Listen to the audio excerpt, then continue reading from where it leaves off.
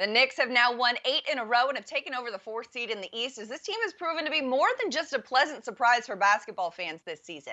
I'm Madeline Burke for Sports Illustrated here with Ben Pickman and Michael Pina. And guys, clearly the Knicks have exceeded expectations this year, though they are still a work in progress.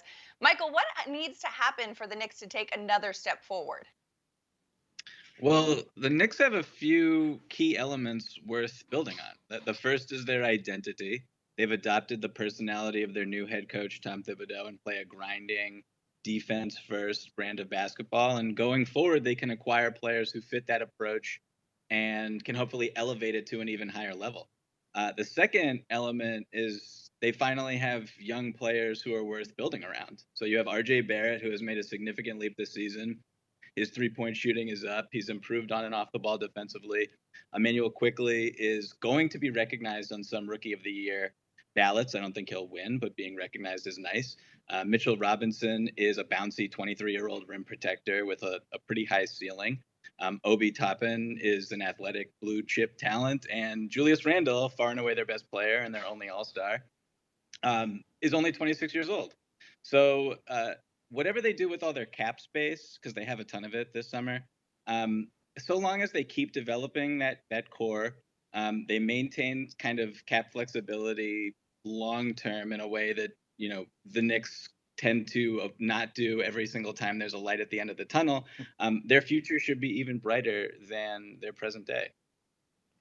And I think Michael hits on the key point. For me, it's about patience, right? We so often see with the Knicks them see the light at the end of the tunnel and go out and make these splashy signings that are win now moves. And Michael laid it out. They have a really promising young core with RJ Barrett and IQ, as Clyde Frazier likes to call him, among other players, right? Julius Randle, Mitchell Robinson.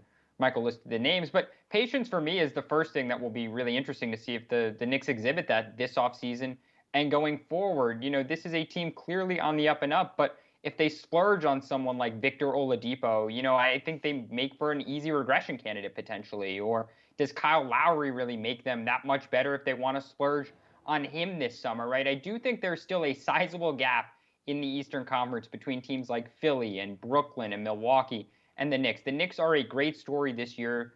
They're certainly one of the biggest surprises, if not the biggest surprises in the league. But if they're not careful, and they just try to go spend a ton of money in free agency, I think this is a team that could potentially regress in future seasons as much as the strong foundation is there. I think they really have to play the long game here, be patient, continue to develop the young players, and make smart, wise decisions, which is how they got in this predicament in the first place.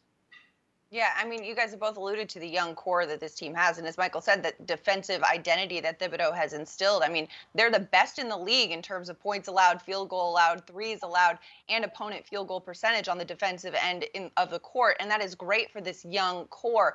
Moving forward, they have this cap space. They want to build around this young core. And I do think a playoff appearance will go a long way, especially if they make some noise in the playoffs in attracting free agents. I mean, they've been in the conversation. They've had the money for free agents, but getting the right guys to come to New York, it's going to help say, you know what, here's what we're doing. We're not only trending up, look at what we've been able to do. We made it to the postseason. We won a postseason series.